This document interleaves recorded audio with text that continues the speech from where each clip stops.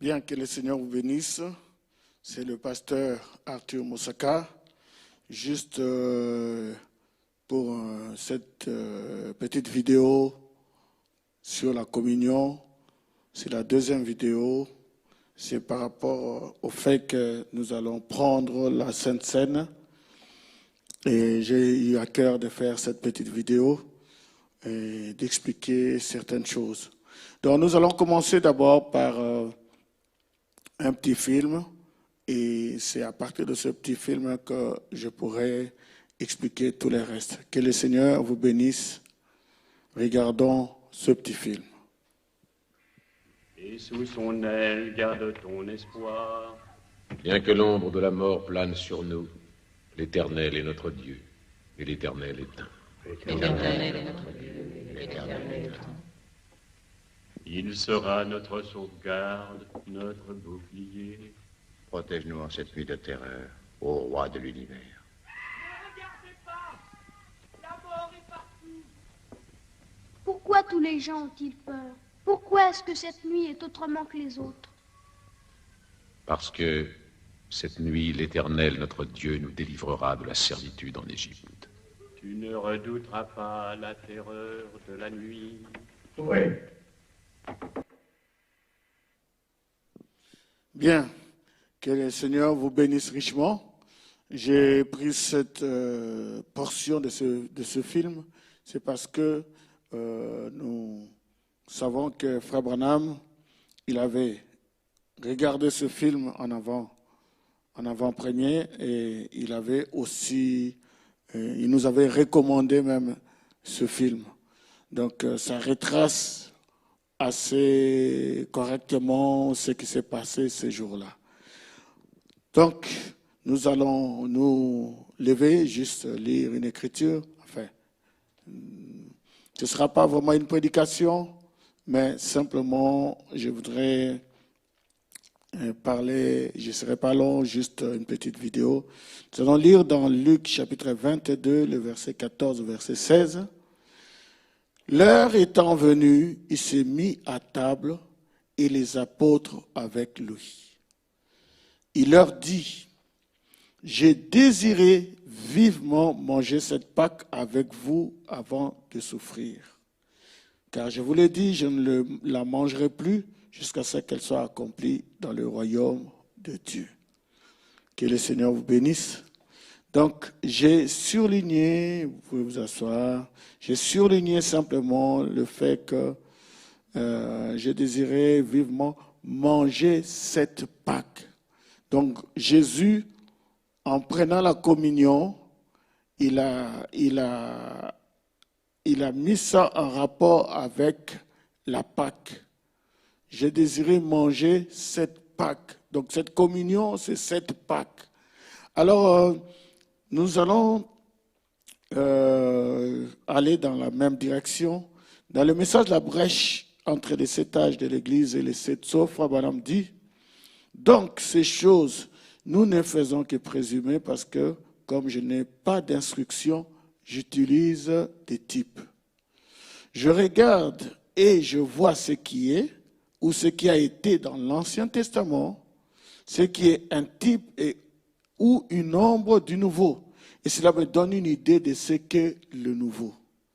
Dans l'Ancien Testament, c'est une ombre, la Bible le dit, c'est une ombre du Nouveau Testament. Ce qui a été, c'est ce qui est. Donc vous devez savoir que quand Jésus a pris la communion, en fait, c'était la Pâque. Et la Pâque, ça n'a pas été institué quand Jésus était sur la terre. Ça a été institué depuis le temps de Moïse, comme on a vu cet extrait dans le film. Donc pour que vous puissiez comprendre bien ce qu'est la communion, il faut qu'on retourne dans l'Ancien Testament, qu'on retourne à la première Pâque. La première Pâque. Donc, nous allons lire dans Exode 12, le verset 13. « Le sang vous servira de signe sur les maisons où vous serez. Je verrai le sang et je passerai par-dessus vous. Il n'y aura point de plaie qui vous détruise quand je frapperai le pays d'Égypte. Donc la première Pâque s'est faite dans les maisons. C'était dans les maisons. Donc on a vu ça dans le film, on voit aussi ça dans Exode chapitre 12. C'est Dieu qui parle par Moïse. Il dit à Moïse, il dit, le sang vous servira de signe sur les maisons où vous serez. C'était dans les maisons. Donc, Dieu a dit aux enfants d'Israël de sacrifier un agneau par famille. Un agneau par famille. Et de prendre le sang et d'en mettre sur les portes et les linteaux. Donc, nous savons cela. Donc, retenez que c'était dans les maisons. La première Pâque, ils l'ont fait dans leur maison, chacun dans sa maison. C'était l'ange de la mort qui était en train de circuler, et eux, ils étaient chaque personne dans sa maison, et ils ont pris la première Pâque. Le verset 14, vous conserverez le souvenir de ce jour, et vous le célébrerez par une fête en l'honneur de l'Éternel. Vous le célébrerez comme une loi perpétuelle pour vos descendants. C'est la raison pour laquelle, à Pâques, les gens quittaient leurs endroits et ils allaient à Jérusalem. C'était le temps où il fallait célébrer la Pâque. Et la Pâque, ça s'est célébré en souvenir de ce qui s'est passé en Égypte, quand ils sont sortis de l'Égypte. Le verset 26 au verset 27, « Et lorsque vos enfants vous diront, que signifie pour vous cet usage ?» Parce que les enfants vont poser des questions. Ils n'étaient pas là à cette époque-là. Ils vont poser des questions. Et le verset 27, « Vous répondrez, c'est le sacrifice de Pâques en l'honneur de l'Éternel qui a passé par-dessus les maisons des enfants d'Israël en Égypte, lorsqu'il frappa l'Égypte et qu'il sauva nos maisons. Le peuple s'inclina et se prosterna. Donc, on est en train de parler maison, maison, maison, maison, maison. La première Pâque ne s'est pas faite dans un temple, ni dans un tabernacle, ni dans une église. C'était chacun chez lui, chacun dans sa maison. C'était comme ça la première Pâque.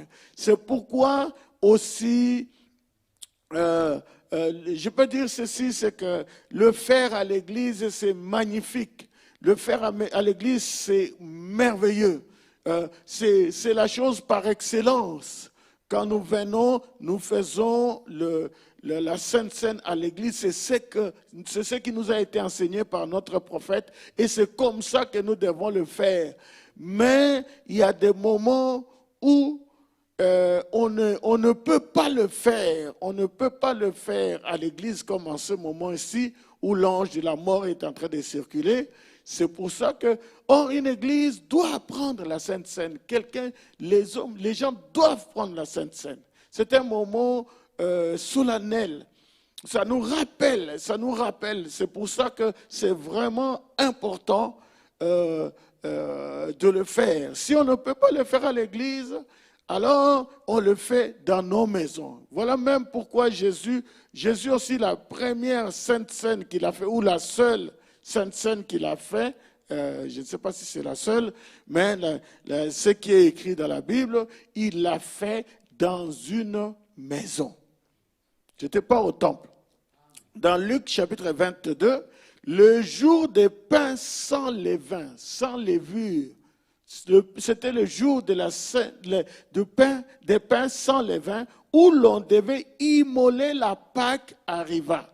Je prends mon temps pour vous expliquer pour que ça rentre bien.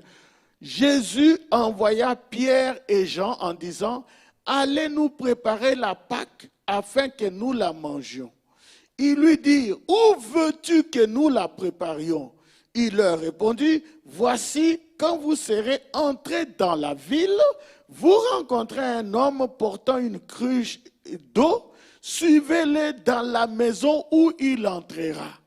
Il entrera dans une maison et vous direz au maître de la maison, le maître te dit, où est le lieu où je mangerai la Pâque avec mes disciples? Et il vous montrera une grande chambre haute meublée. C'est là que vous préparerez la Pâque. Donc ce n'était pas au temple. Il y avait le temple, il y avait les synagogues, mais Jésus a dit, suivez cet homme-là, et quand il va arriver, et vous trouverez un autre homme, posez la question à cet homme-là, où est-ce que nous allons prendre la Pâque ou la Sainte Seine ou manger la Pâque? Voyez? Donc c'était dans une maison, c'était même dans une chambre de cette maison, dans un appartement. Ce n'était pas au temple. Ce n'était pas au temple, ce n'était pas à la synagogue, c'était dans une maison. C'était une pièce de la maison de quelqu'un. Donc, c'est tellement clair. Et Famanam dit, dans Crois-tu maintenant? Il dit, maintenant, là, les Écritures, au chapitre 2 de Luc, cependant, avant que je lise ceci, j'ai oublié de signaler la présence de ses autres frères dans le ministère. Frère Extra, que voici, il est un ami intime depuis des années. Je me souviens de la première fois que j'ai rencontré Frère Extra, à Indianapolis, dans l'Indiana, il y avait un garçon qui se mourait de la polio et qui était dans un poumon d'acier. Et je suis entré dans la chambre haute de la maison de cet homme et j'ai prié. Et le Seigneur est descendu et a donné une vision. Et il a dit, ce qui n'allait pas chez le garçon, de lui apporter la communion, parce qu'une fois, on lui avait refusé la communion à cause de son âge. Oui. Il n'y avait pas de communion dans cette maison. Aussi, suis-je allé chez Frère Extra et il a donné la communion. Donc, il a donné la communion à ce garçon dans une maison. Ce n'était pas à l'église. Et je l'ai amené et je l'ai donné au garçon qui était dans le poumon d'acier et j'ai prononcé sur lui les bénédictions de Dieu. Et le garçon vit aujourd'hui à Indianapolis. Nous remercions pour cela notre aimable Seigneur pour sa miséricorde. Amen. Donc, frère Extra et frère Branham, ils ont donné, si je peux dire comme ça, la communion à ce garçon dans cette maison-là. Ici à Shalom Tabernacle, nous avons l'habitude, quand nous prenons la Sainte Seine, ensuite nous prenons, il y a un diacre, il prend aussi le pain, le vin, et il apporte ça à certaines personnes âgées de l'Église qui ne peuvent pas venir aux réunions et il leur donne la Sainte Seine chez eux. C'est aussi valable que si on le prend dans l'Église ici. Ce que j'essaie de vous faire comprendre, c'est que ce n'est pas le lieu qui est important. Ce qui est important, c'est la cérémonie, c'est la communion que nous faisons. Que nous le prenons dans une salle, que nous le prenons dans une maison, c'est la chose la plus importante, c'est cette communion. Donc, pourquoi je parle de ça? Parce que certaines personnes sont inquiètes et ils ont posé la question. Et c'est pour ça que j'en parle. Je sais que c'est mieux de le faire, je le répète encore, c'est mieux de le faire à l'église. Mais il y a des circonstances qui nous obligent à nous adapter. Vous savez que Fabanam, normalement la communion, ça se prend avec une coupe. Une coupe pour tout le monde. Quand vous regardez dans la Bible, vous verrez, il a pris la coupe. Il a pris la coupe et il a distribué, il a béni, il a distribué. Et le prophète, il le faisait comme ça avec une seule coupe jusqu'à ce qu'il y a eu une maladie qui a circulé et ils ont dû réadapter les choses en mettant des petits verres. Comme ça, chacun prend son petit verre et c'est bon. Donc, il y a toujours des circonstances qui peuvent faire qu'on puisse réadapter les choses. Mais la chose la plus importante, c'est le pain et le vin. C'est cela, la communion. Et donc, c'est que je voulais simplement vous montrer que c'est dans une maison. Laissez-moi vous lire encore une autre écriture dans la Bible. Dans Actes chapitre 46, les premiers chrétiens, ils étaient chaque jour tous ensemble assidus au temple. Virgule, ils rompaient le pain dans les maisons et prenaient leur nourriture avec joie et simplicité des cœurs. Vous imaginez que la première église, c'était 120 personnes qui étaient dans la chambre haute, ils sont descendus et dès le départ, il y a eu 3000 âmes qui ont cru. Donc, c'était une grande foule. Et après cela, la Bible dit que l'Église ne faisait que prendre des proportions. Alors, tout ce monde-là, vous vous souvenez, hein, il y a eu Pierre et Jean qui sont allés au temple à l'heure de la prière. Et à la porte appelée la Belle. Vous savez cela, je n'ai ni or ni argent, mais ce que j'ai, je vous le donne. Donc, ils sont allés là-bas, à cet endroit-là, et j'imagine que c'était dans le temple, et il y a plusieurs compartiments, c'est que je pense, aujourd'hui il n'y a plus de temple, mais sûrement il y avait plusieurs compartiments. Et connaissant un peu les pharisiens, c'est sûr qu'ils faisaient louer des endroits et tout ça. Mais bref, la première église, ils se réunissaient au temple. Voyez? Alors vous imaginez que s'il y a 5000 personnes qui se réunissent au temple, ils écoutent la parole au temple, à la synagogue, peu importe. Ils se réunissaient, ils étaient assidus au temple. Ils étaient assidus, ils venaient, chaque jour il y avait réunion. Mais ils rompaient le pain dans les maisons. Ils faisaient leur sainte scène dans les maisons. Voyez? Ils ne le faisaient pas, ils ne le faisaient pas au temple. Ils le faisaient dans les maisons. Voyez? Donc, je pense que j'ai assez expliqué cela. Maintenant, j'arrive pratiquement vers la fin. Je vais vous montrer une chose dans 1 Corinthiens chapitre 11. Là, maintenant, on arrive à l'apôtre Paul qui dit, comment la Sainte Seine doit se faire et tout ça, ça vous lirez cela. Au verset 28, il dit que chacun donc s'éprouve soi-même et qu'ainsi il mange du pain et boive de la coupe, car celui qui mange et boit sans discerner le corps du Seigneur mange et boit un jugement contre lui-même. Alors, Frère Branham, en prenant ça, il dit, et vous, les hommes qui marchez dans la rue, un cigare au bec, et qui êtes diacres, membres du conseil, vous faites penser à un bœuf écorné du Texas, et vous vous prenez pour quelqu'un d'important. C'est exact. Ce n'est pas étonnant que toutes les tables, vous vous avancez, vous prenez la communion et vous faites l'important, alors que vous trichez, volez, mentez toute la semaine. Qu'est-ce qui se passe avec vous?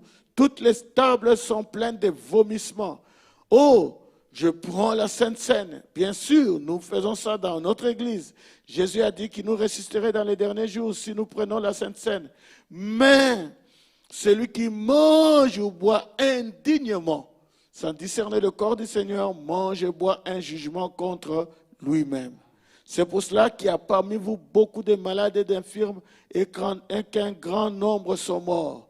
Des églises formalistes mortes. L'Esprit de Dieu s'est retiré de vous. La colonne de feu n'est plus là. Vous niez la guérison divine. Vous niez la résurrection. Donc vous voyez, Fabanam, il lit ça, le fait que les gens prennent la Sainte Seine d'une manière indigne. Il lit ça avec... l'apôtre Paul dit, c'est pour ça qu'un grand nombre sont morts. Ce n'est pas seulement mort physiquement, mais spirituellement mort. Il dit des églises formalistes, des églises mortes. Donc vous êtes dans une église du message comme si vous étiez chez les baptistes. Seulement la parole, c'est une bonne chose. Mais il nous faut la dynamique sur la mécanique.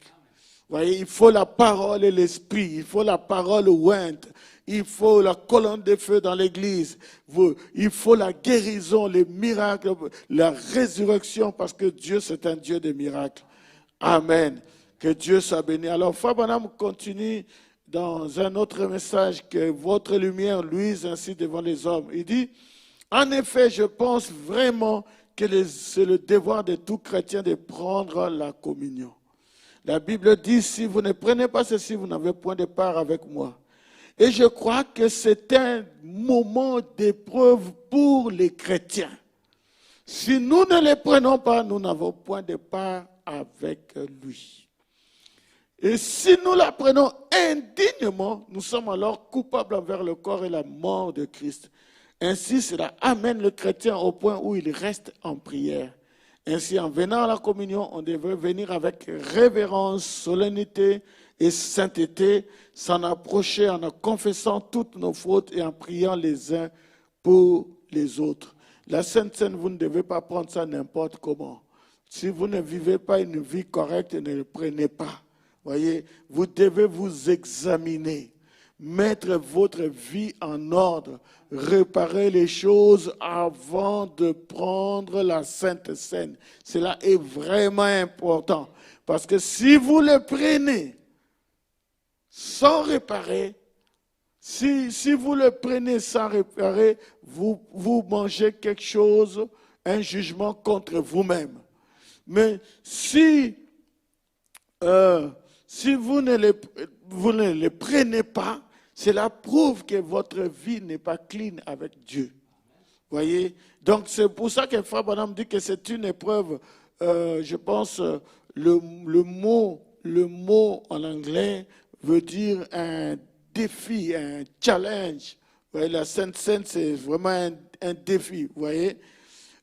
Parce que si vous ne prenez pas la Sainte Seine ici sur la terre, comment vous allez prendre ça de l'autre côté? Parce que Jésus a dit que je ne prendrai pas cette Sainte Seine.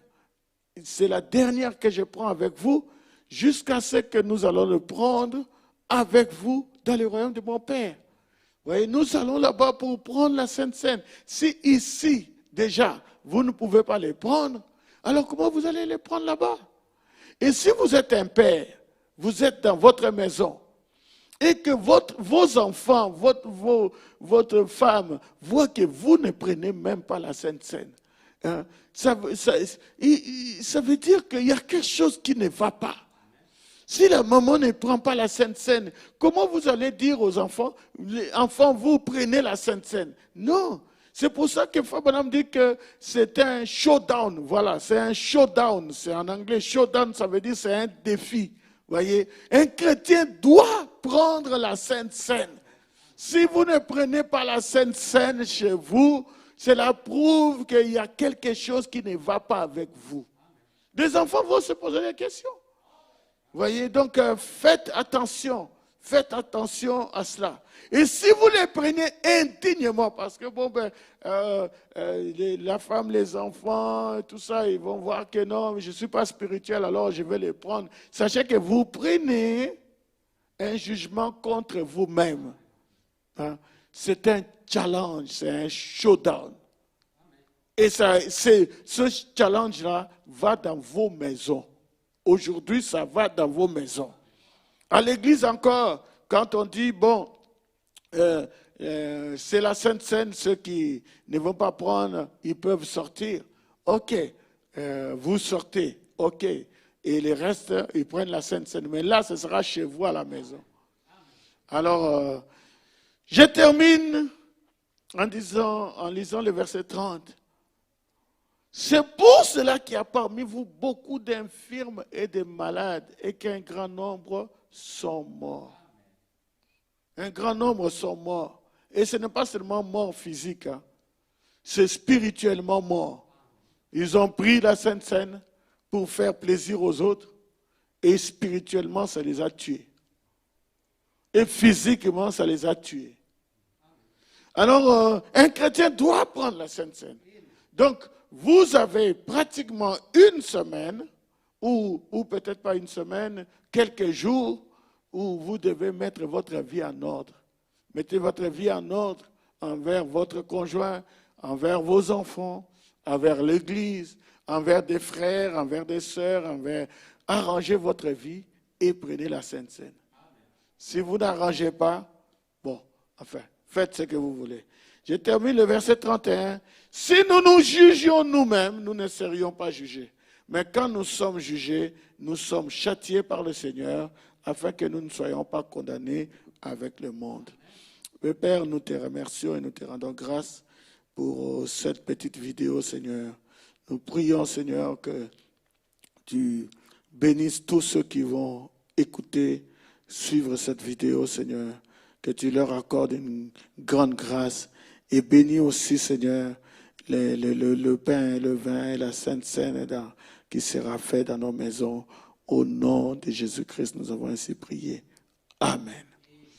Ok, maintenant, je vais vous montrer, je vais vous donner un exemple de la Sainte Seine. Ici, on a fait le pain et le vin. Comme j'avais dit, le pain, c'est un pain kasher. En fait, le pain kasher, c'est juste de la farine mélangée avec de l'eau. Et vous ne mettez pas le sel, le poivre, etc., etc. Non. Vous ne mettez aucun condiment. Vous ne mettez pas de l'huile aussi. C'est juste la farine mélangée avec de l'eau. Ça fait une pâte. Et vous mettez ça. Vous faites cuire cela. Et il y a le vin ici. Maintenant, je vais simplement, avant que je puisse prier pour le pain et le vin, ça c'est du vin kasher. Je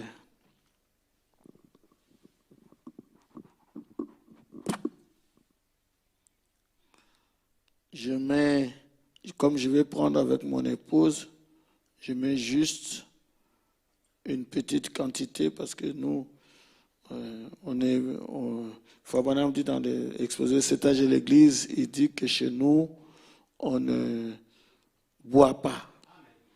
Donc, c'est juste pour remercier le Seigneur. Donc, vous prenez la quantité que vous allez prendre et le reste du vin, vous mettez ça de côté et maintenant, nous allons prier le Seigneur. Dieu notre Père, je te remercie pour ce pain, Seigneur, ce pain kasher qui représente ton corps. Ce n'est pas ton corps, ça représente ton corps. Seigneur, puisses-tu sanctifier cela au nom de Jésus-Christ. Amen. Prenez le vin. Seigneur Jésus, je bénis ce vin, Seigneur, qui représente ton sang. Ce n'est pas ton sang, ça représente ton sang. Cela nous fait rappeler, Seigneur, cette dernière Sainte Seine que tu avais faite et tu avais dit que nous puissions reproduire cela jusqu'à ce que tu viennes. Sanctifie ce vin, Seigneur. Sanctifie ce pain au nom de Jésus-Christ, notre Seigneur, notre Dieu. Amen. Alors, donc, je prends le pain, je vais briser cela.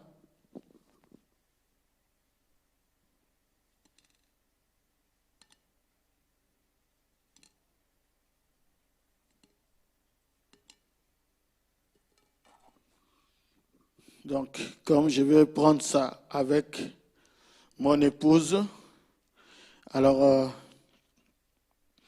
j'ai brisé le pain, j'ai béni le pain, j'ai béni le vin.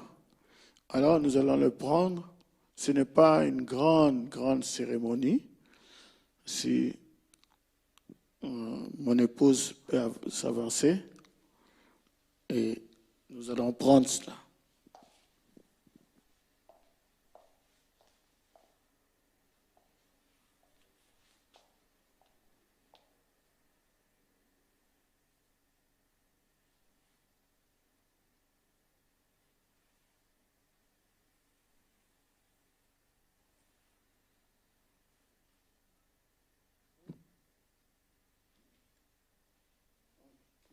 Vous avez vu, elle a pris la Sainte Seine. Et bon, bien entendu, elle prend un petit moment dans la prière. Et moi aussi, je prends le pain, je prends le vin et je vais prier aussi. La Bible dit qu'une fois qu'ils avaient pris, c'est parce que c'était un repas, une fois qu'ils avaient pris le repas, ils ont chanté des cantiques et ils se sont séparés. Donc, c'est simplement, vous passez un petit temps comme ça, vous prenez votre pain, vous prenez votre vin et vous priez, vous chantez et puis c'est terminé. Que le Seigneur vous bénisse. Je vais prendre la Sainte Seine aussi.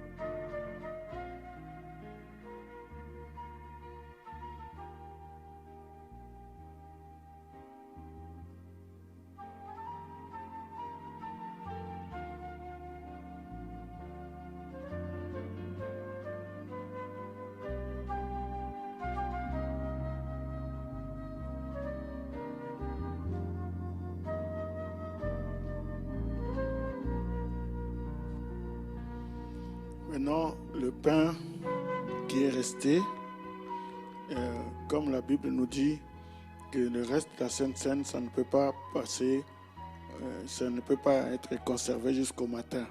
Donc, il faut qu'on le termine. De toute façon, le vin, on a pris juste ce qu'il fallait. On l'a fini. Le pain, on va finir cela.